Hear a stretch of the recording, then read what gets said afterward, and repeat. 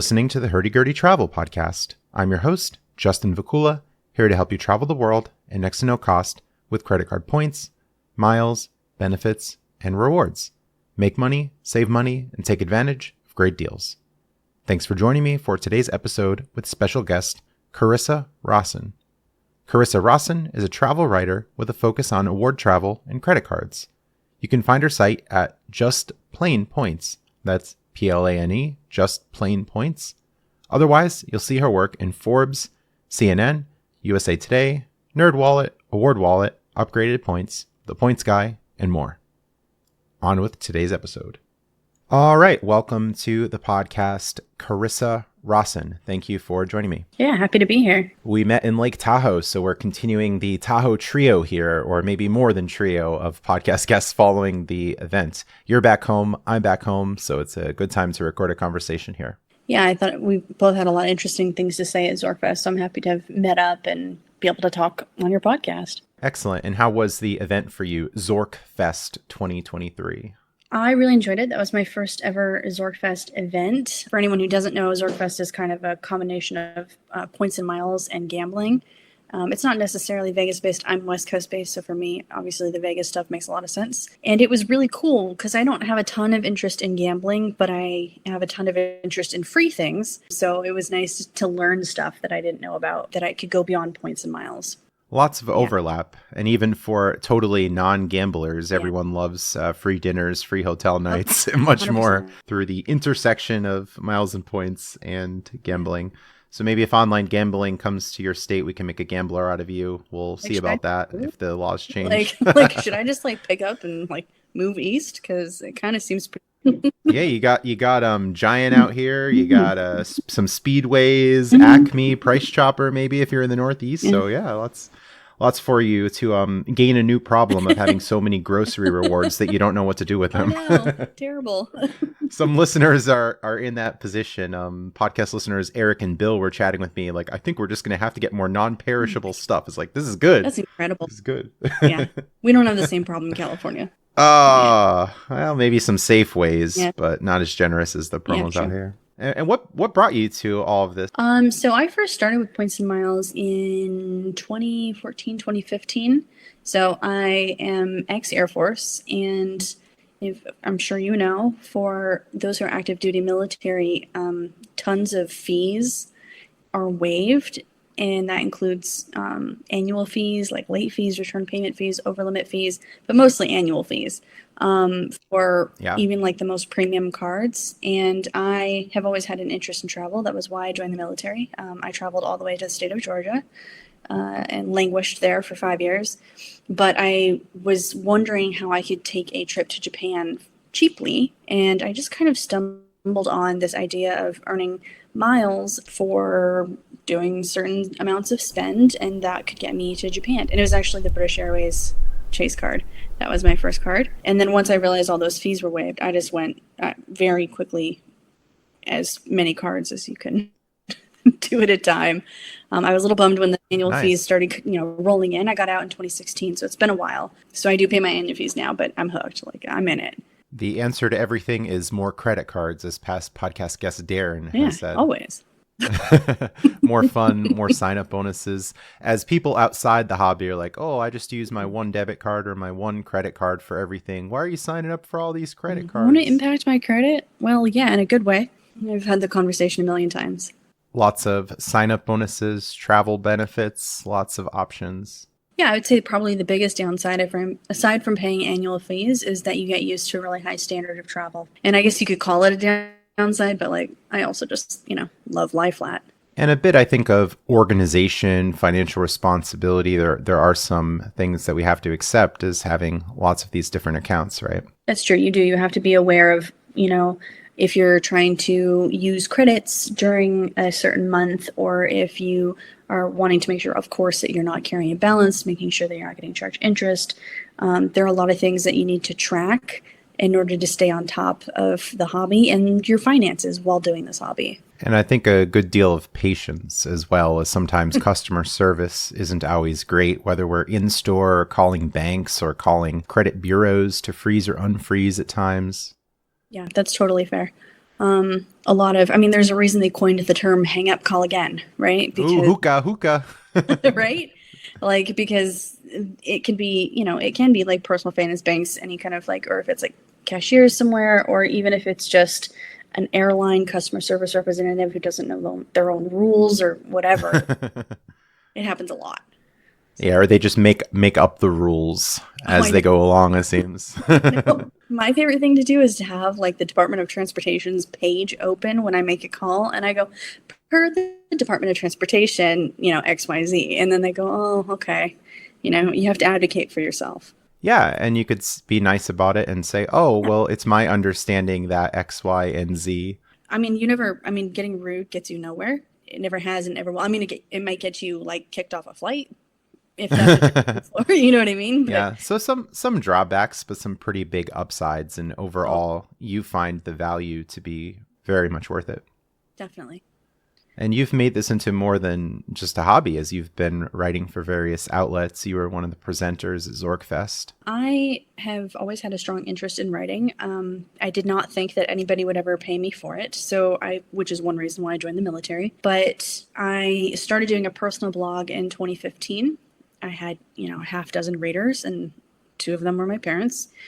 But I had enough knowledge of the hobby and a decent enough voice as an author that when I applied to be a writer at a boarding area blog, Points with the Crew, I was taken on as freelance. And then from there, I became a staff writer at the Points Guy. I worked there for a year, and then I moved on and back into full-time freelancing. And it has just been hitting the ground running from there. I mean, I have as much work as I want, for as many topics as I want, if it's literally just credit cards, if it's award trips, if it's tools to use, if it's, any aspirational, if it's reviews. I have all kinds of things I get to talk about.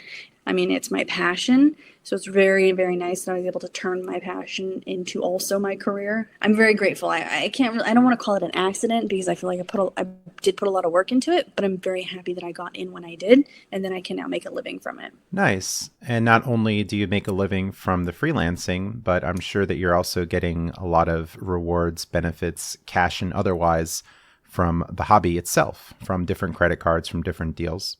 I'm certainly one to squeeze every point and every mile for what it's worth, and maybe a little bit more than that most of the time. Oftentimes people will ask me about, how do you manage to do so much travel? I don't have the greatest amount of spend. I live in California, so I'm not doing a ton of like extra spending aside from paying the bills that I already have. And so what I tend to kind of rely on is a mixture of cash and points. So I redeem points where it makes sense, and then I use cash when it doesn't. So in that way, I can always make sure I'm maximizing my points, but also getting to travel more and do more things. Nice. And you've acquired freedom. You've escaped the 9-to-5. You're nomadic in many ways with your writing. If you travel somewhere, you can just pull up the laptop. You have Wi-Fi. You're probably good to go. I probably spend 6 months or more, probably more, of the year going to different countries. And if my flight isn't on points, then my hotel is. It's really... And a lot of food probably included with the hotel stays and travel as well. As in Pennsylvania, I'm doing the supermarket sweeps and getting the grocery reward, but you being more of a grocery rewards, but more of a road warrior, you're surely getting some meals with some benefits, some hotel breakfasts, and much more. Oh, absolutely. There was a point where I lived in a Hilton, and because I had the elite status that came with the top tier Hilton credit card, I was able to parlay that into basically just surviving on food at the Hilton, because they had the free breakfast, this massive buffet, and they had an executive lounge, which is granted, for free to those who hold the card or who have top tier status. And the lounge was open from 2 to 10, and it had snacks and it had dinner. So I was able to eliminate, I was a student, so I don't maybe recommend that if you're just like on vacation. It's definitely a way to save money. And, that's a really tangible financial perk that you have by cutting down on your food costs. Of course, there's also like the experiential perks, which is like having a suite upgrade and things like that. And those are also, nice to have. Yeah, we're not just traveling and staying at random red roof inns and taking super early flights with Spirit and Red Eyes and things like that. We're getting to travel how we want with some better accommodations, more memorable travel. We have more flexibility rather than just paying these full cash rates and being out. People talk about the once in a lifetime vacation, but I think we can do several of those in a short amount of time. I don't think that I really consider all that much once in a lifetime anymore. And that's thanks to points and miles. And not even certain American Express credit and charge cards. Yeah, we're in it for the long game. Years in this now, we haven't destroyed our credit. We haven't been backed off by every bank, as some of the critics say, oh, it's only going to last so long, but we're still going strong. It's a lot of misinformation. And it does seem like from the outside looking in, if you don't have knowledge of how it works and why this works financially for banks and card issuers, then it's going to look like something that's not feasible long term.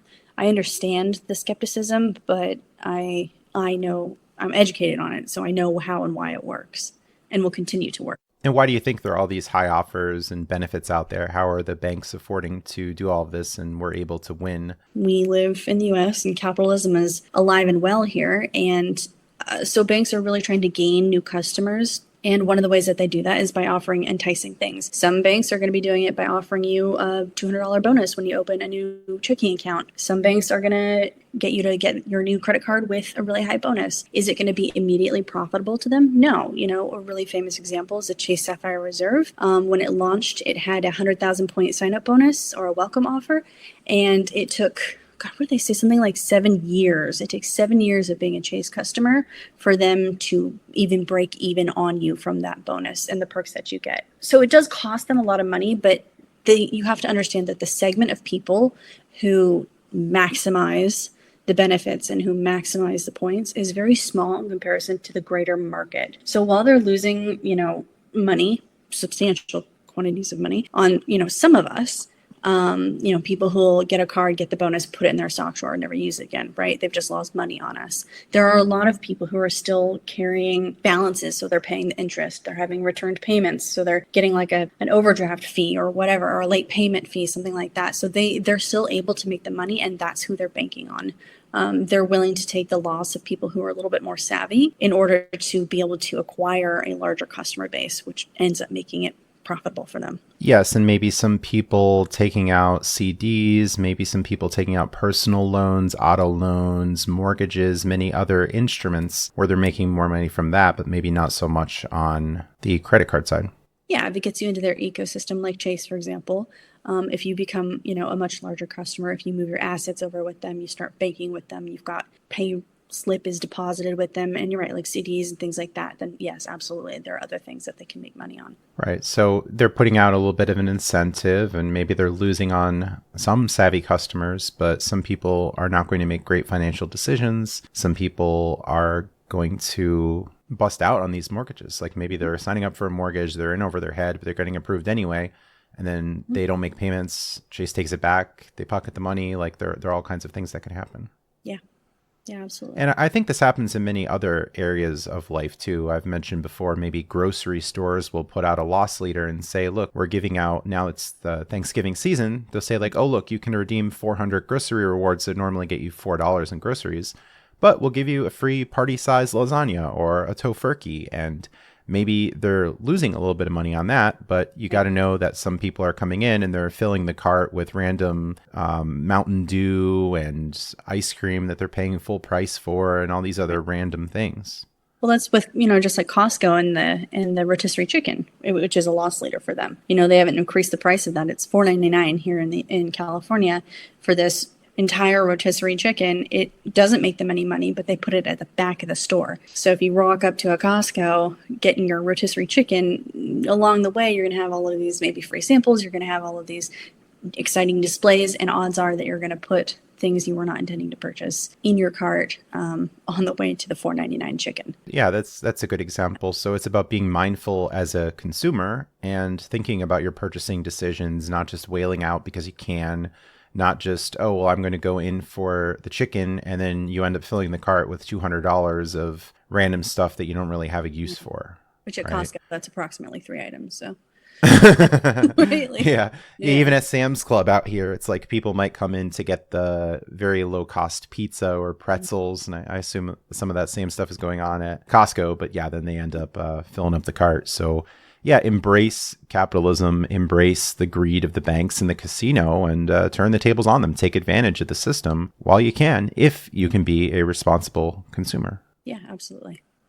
But the critics, including our good friend Dave Ramsey, just assumes that everyone is going to be irresponsible and that you're deluded if you think that you're not spending more because you're using credit cards, is what he tells callers. What do you have to think? Do you think you have some control over your spending, that you're financially responsible? I will say that I have put things in my cart sometimes at Costco, but I'd like to think that I'm an informed enough consumer that I can maintain control. And I wasn't always like that. When I was younger, I wasn't taught any kind of fiscal literacy or anything like that. I had to learn that as an adult. And I can understand, why if your parents don't have it and they don't teach it to you, and marketing does its work on you and you go straight into it, I can see how that could be problematic. But the information, especially with the internet, the information is out there. You just have to Google it. Like, it's not like being kept behind some, great vault doors or anything like that. It's really easy to educate yourself. And once you're educated, it is almost, I would say, second nature to be responsible financially, because you're like, well, am I going to do the thing that's going to lose me money, or am I going to do the thing that's good for me? It's kind of an easy choice. Indeed, some people will be irresponsible with credit. They're going to buy things they can't afford. They might end up in bad situations, medical debt, losing jobs, and not being able to pay for stuff. But just because there are some mishaps, and just because some people can't be responsible with credit, you don't see me going out on a crusade against Captain Morgan and saying that no one should ever drink alcohol, and holding up signs that say, like, these lips will not touch those of a drinker, from decades past, right? Like, there were people being quite aggressive towards places of alcohol, and prohibition happened and all this. And it's like, yeah, some people abuse alcohol, but just because some people abuse it, I'm not out there saying that it's bad for everyone and that no one has control like Dave Ramsey is. Right. I think that giving a blanket statement about anything you're just making it, I don't know, simple for the sake of a soundbite. And it's wrong. So we want to be more intentional about our decisions, and we see that the value of miles and points is worth the effort. We're not just getting an airline mile, as he says, or getting 1% cash back on Discover if we spend $50,000 to get $500. You presented at Lake Tahoe about sign-up bonuses and what one sign-up bonus from one card can get you. As I think one barrier to the hobby is that people see miles and points as a very theoretical thing. Oh, you're going to get all these points, but what can you use them on? What value? What are these things actually worth? But you were describing several cards where with one sign-up bonus, you can take some pretty nice trips.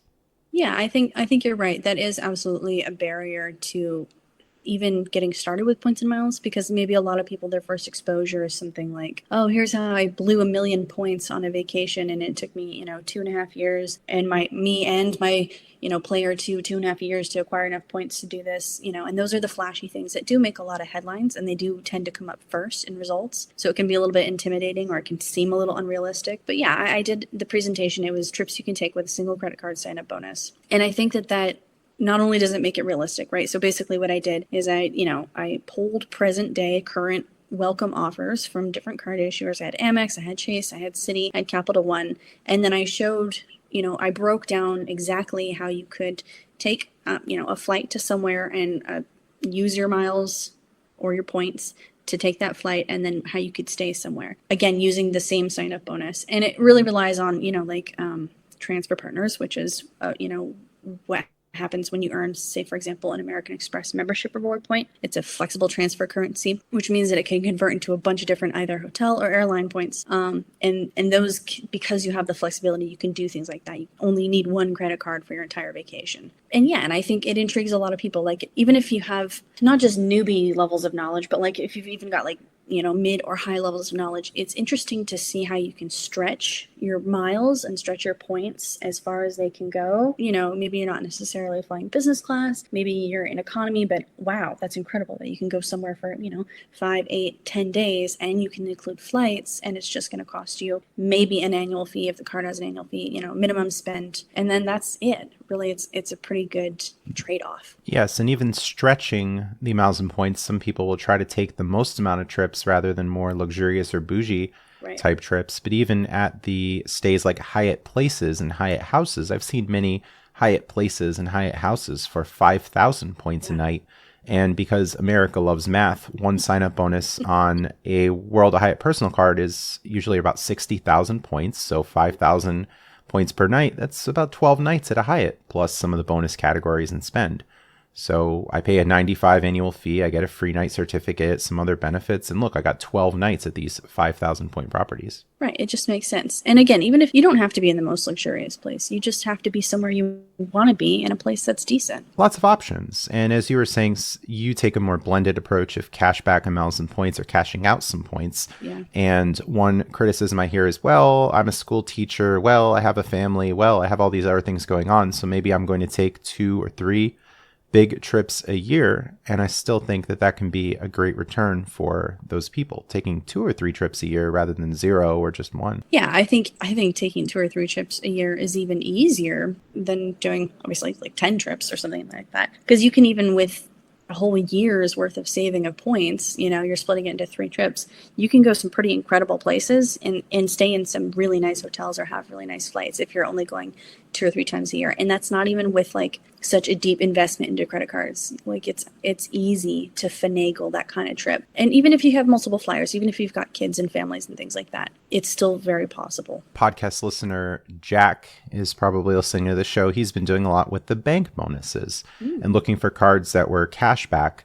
So picking up an extra 300 or 400 from bank bonuses, focusing on those a lot. I think that's a good angle. And I've signed up for a lot of business credit cards like the US Bank Triple Cash. That was a $500 welcome offer for, I believe it was 4,000 spend. But even better than that, I had a targeted mailer that gave me a $750 cash welcome bonus. So for those that maybe don't want to travel as much or aren't traveling as much, still a lot of opportunities on the cash side. Even just with the most basic cashback cards, you can do something like the City Custom Cash, which has no annual fee, but it'll still give you, 5% on like the category in which you spend the most money each month, up to $500 per month, and 5% cash back on groceries or 5% cash back on restaurants. That's a pretty significant amount for a card that doesn't charge an annual fee. That should be a very low barrier to entry for just about everybody. Yeah, so the popular American Express Gold card, where there's an annual fee there, but you're getting the dining credits, you're getting the Uber credits now, recording here in November of 2023. And you're also getting the X on grocery, the 4X on dining, and many will just cash those points out with Charles Schwab. Can you explain the Schwab angle? Yeah, so I don't actually have one, but I know the redemption rate went from, is it down to 1.2? 1.1 now. 1.1, gosh. Okay. So basically how that works is Amex doesn't usually like to allow you to cash out your points for things like statement credits or gift cards. They tend to give you, or pay with points, they tend to give you a pretty abysmal ratio, somewhere between 0.6 cents per point or 0.7 per point, depending. And so a way to kind of get around that is if you have the Charles Schwab Amex card, you're able to cash out your Amex points at a 1.1 cent value each into a Charles Schwab account, which you can then withdraw to cash. Like I said, I don't have it and I see it and I want it, but at this point my card strategy doesn't have an open slot. I have an Amex Business Platinum card, and probably the absolute lowest value I'll take for my Amex points is 1.54 cents each. And that's if I'm using that like 35% redemption rebate that they have on flights that you book through their travel portal.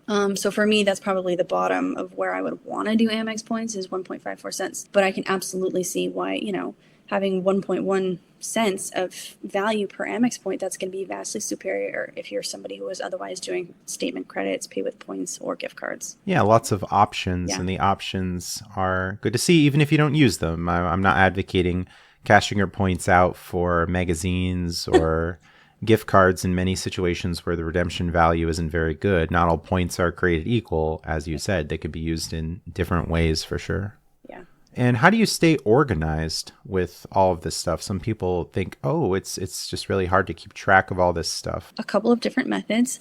Probably my biggest one is that I use AwardWallet Pro. And so AwardWallet Pro is mostly, and I know people have some concerns about it because you can save your password with them and I totally get that. But I was in the military, my information's everywhere. So like honestly, You know what I mean? Michael Traeger was on the show and said, in this country, you have no privacy. You really don't. You got no expectation.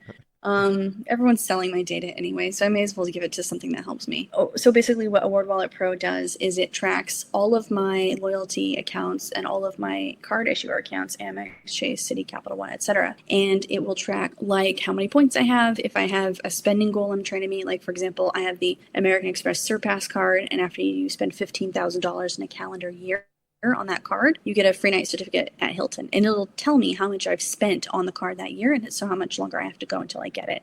It tells me if I have upgrade codes available with Alaska, if I have free night certificates that are expiring, if I have all kinds of different things. So that's one way that I really keep. It's just a very easy updates on its own. It emails me when things are about to expire. Like, it's a very hands-off, and I won't say foolproof, but it's pretty good at what it does. I don't tend to track when annual fees hit. I just kind of accept them as a fact of life, and I pay them as they go. I'm also a card hoarder.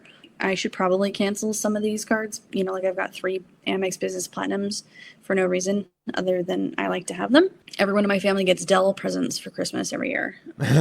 Sorry. Yeah, you get the benefits. That make sense for the annual fees. Yeah. Yeah, I take advantage of it, right? I can justify it. So yeah, so things like the annual fees I don't track, but I also have everything on auto pay, so I never have to worry about whether or not I'm going to get a late fee or be charged interest, something like that. Those are my main ways of being organized.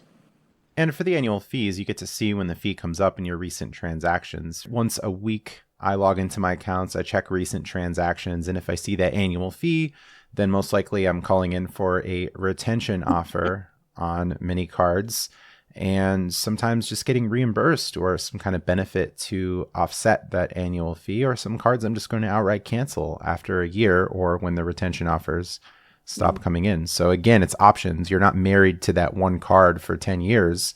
It's a new decision every year. Right. And and card issuers know that, which is why there's such a thing as retention offers, right? If they see that you've been a valuable customer, then they're going to be like, well, I guess I want to keep them. Let's throw them a bone. Let's waive the fee. Let's reduce the fee. Let's give them bonus points, whatever it is.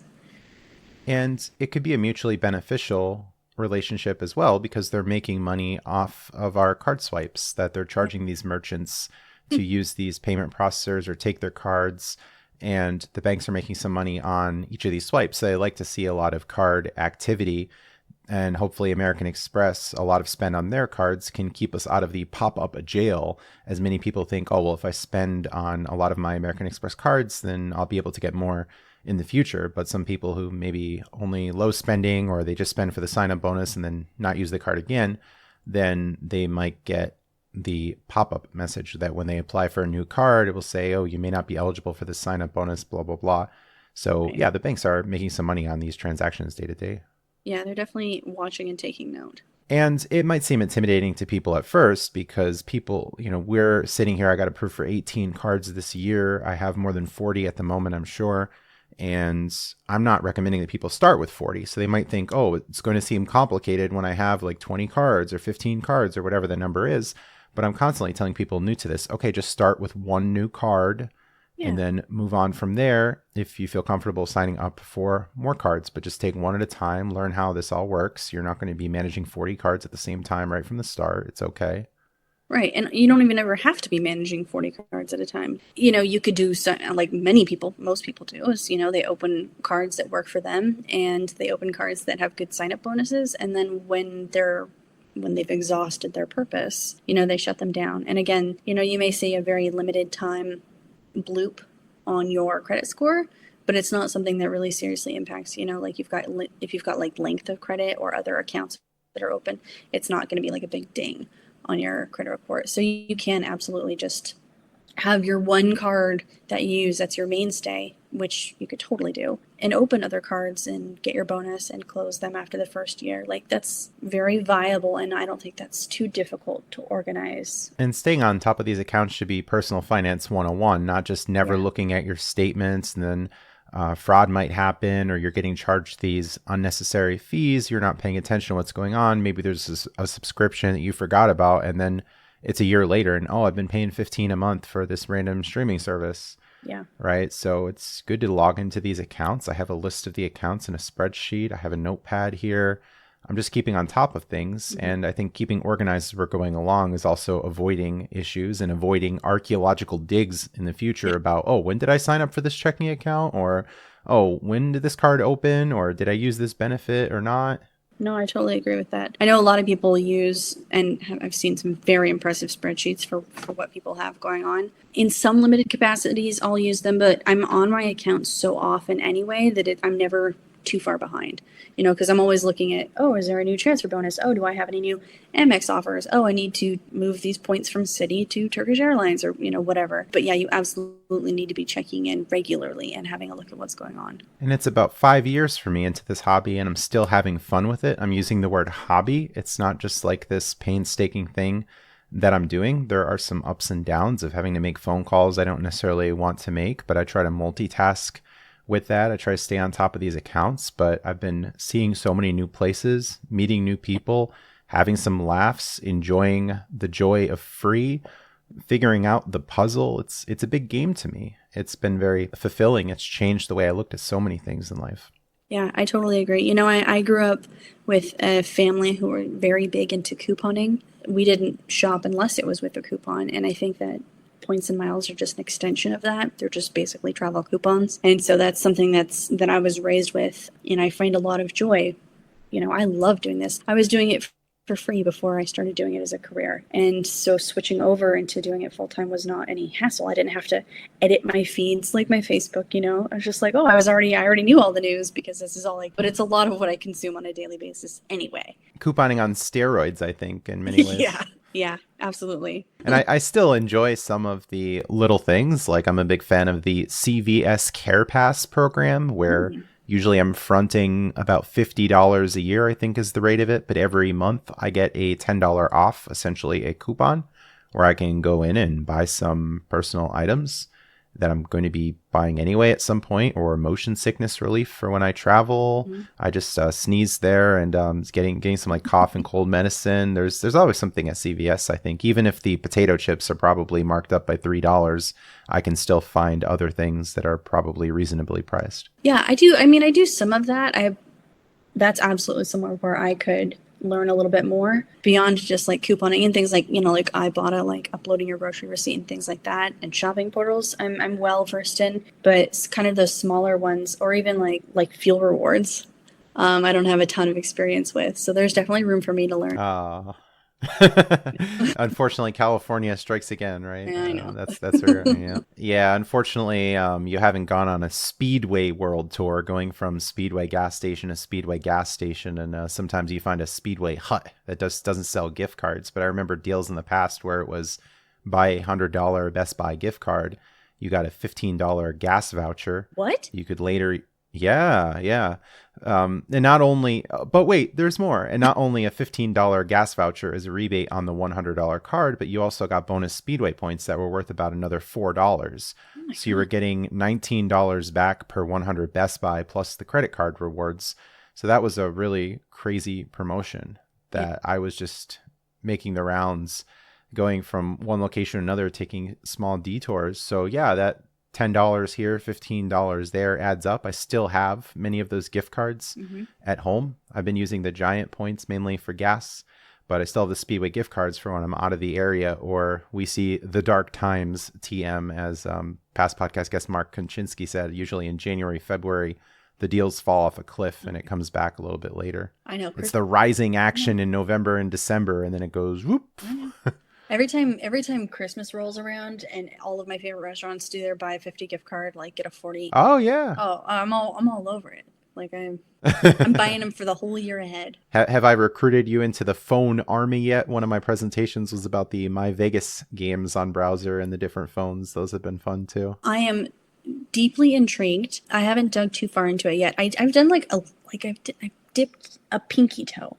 And I need to learn more about it, and I want to learn more about it. That's it. I need to, and I want to. So yes, you've convinced me. I just got to figure out how. Yeah, and the thing about the hobby is that you can't do everything. There are people who do more than me. I mentioned people run warehouses, these buyers clubs or buyers groups. That seems to be an extreme amount of effort, capital, more risk than what you and I are probably doing. Yeah. And that's okay. I'm not going to be able to do every little thing. I'm going to try to focus on what I want to do. And I still have other things going on in my life, other hobbies, other interests. There's usually a connection, but I still want to do other things too. So some people get down on it. It's like, oh, if I can't do all the things you do, is it going to be worth it? And I still think it can be, even at a lower level. Just like just having one credit card, but it still gets you a whole vacation, and that's worth it. Yeah, lots of winning. The wins certainly continue. And I've gotten a lot of people into the hobby as well, although it's usually a struggle to get people in. But I have had success turning friends on to this hobby. I've had success on just Facebook, where people had followed my other pursuits and other pages, and they wanted to learn more. Yeah. So I brought a decent amount in, and it's created a good information network where they share info with me that I hadn't seen. I'll share things with them. So it's built a pretty nice community out of this as well. Yeah, I've got quite a few friends, and I still have a lot of friends who are active duty military, and I've just yelled at them nonstop, like, you got to get in now, you know. Wow, and they could get that business platinum and get that $695 annual fee waived. Waived. They're all waived. And I'm like, you guys, like, even if you don't want the card, like, they're paying you to have the card. You know, you got your Chase Sapphire Reserve, your $300 annual travel credit, but your annual fee is waived. Like, dig in. So I'm jealous, but I have gotten as many of them converted as possible. The only person I can't convince is my mom. She still thinks somehow, I don't know. It's all fraud. I don't know how she thinks I'm traveling, but she for sure is like, well, I don't know. You're like, here's me in a picture. Here's my receipt of my flight. Here's my hotel receipt. Like, I think because, you know, so she used to travel for her work, but she was only allowed to book through like the corporate portal, and they were best.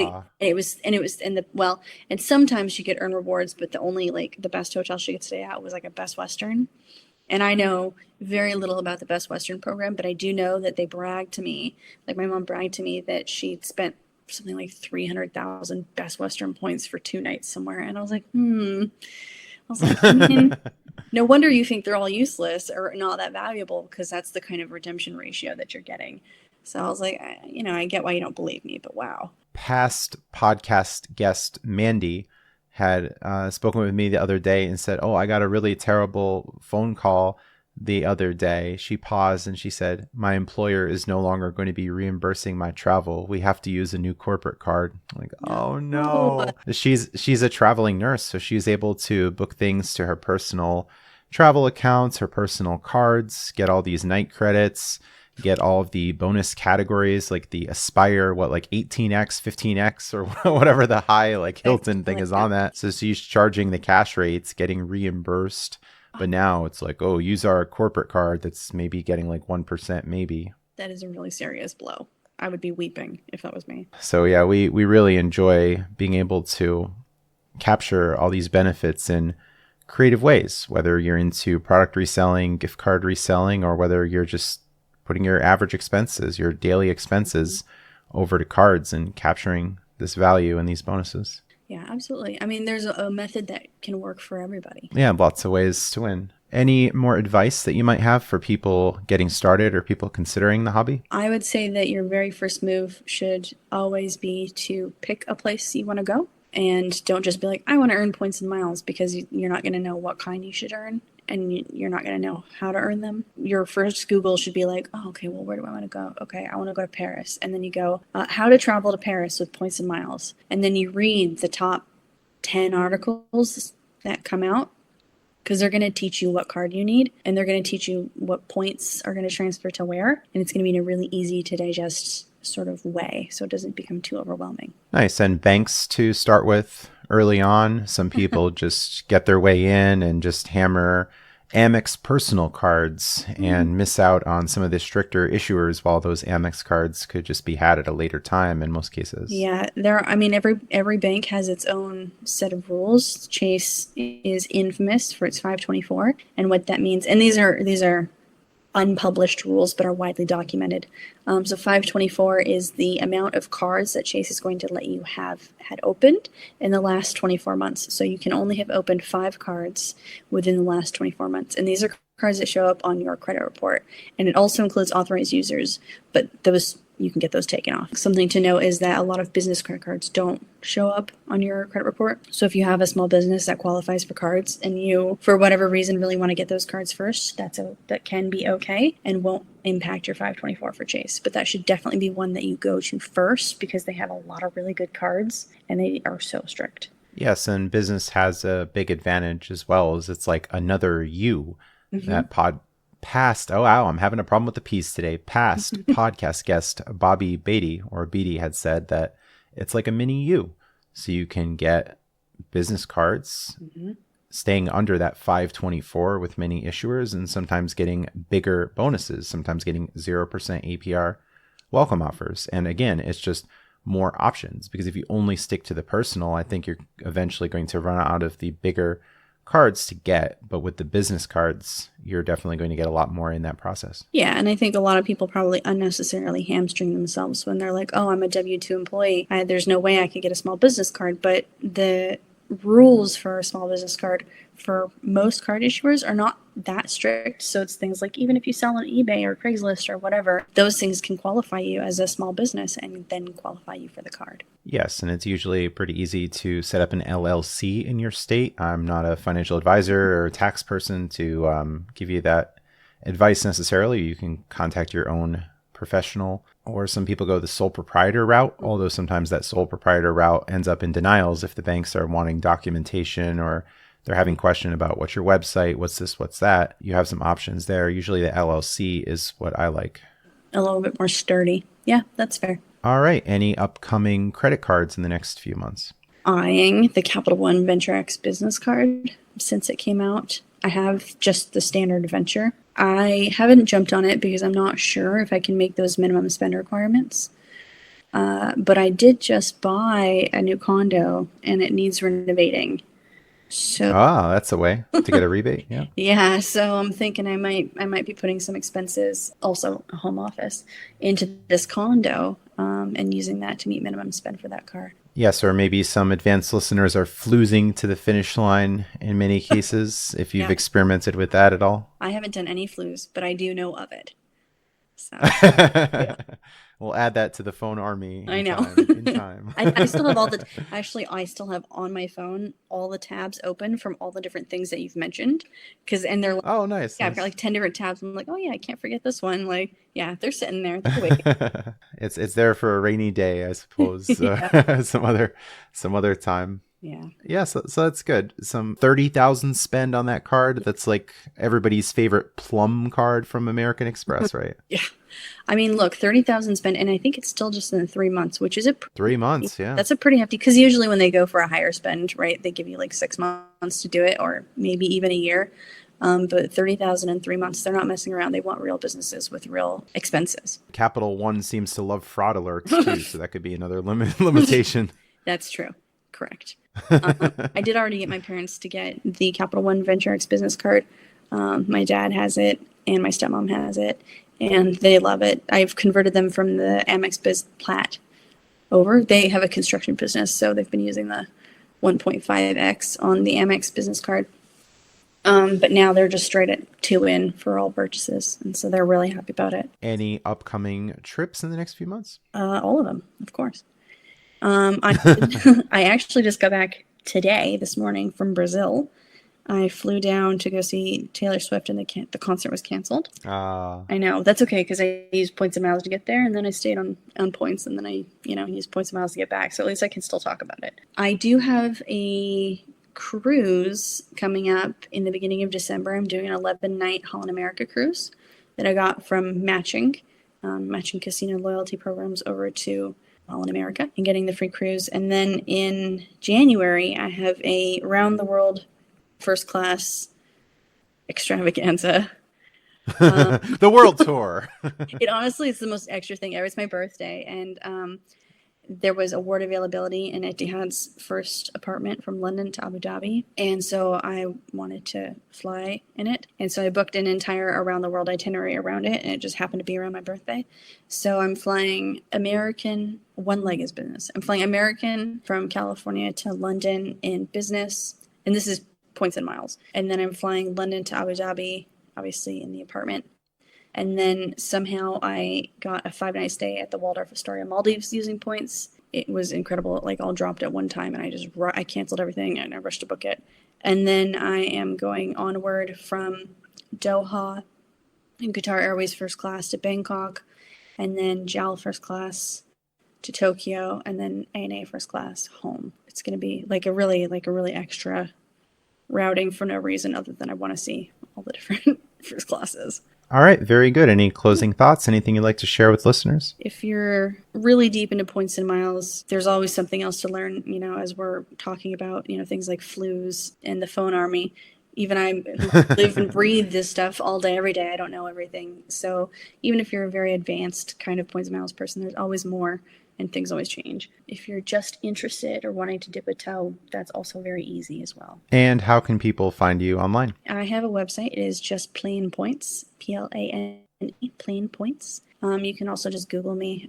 Because I freelance, I have a lot of different sites that I freelance for, and so you can see my writing on all of those. Otherwise, just Plain Points has links to all of those. Your name will be in the podcast title, but for the audio listeners, can you spell your name? Yeah, Carissa Rawson, Carissa,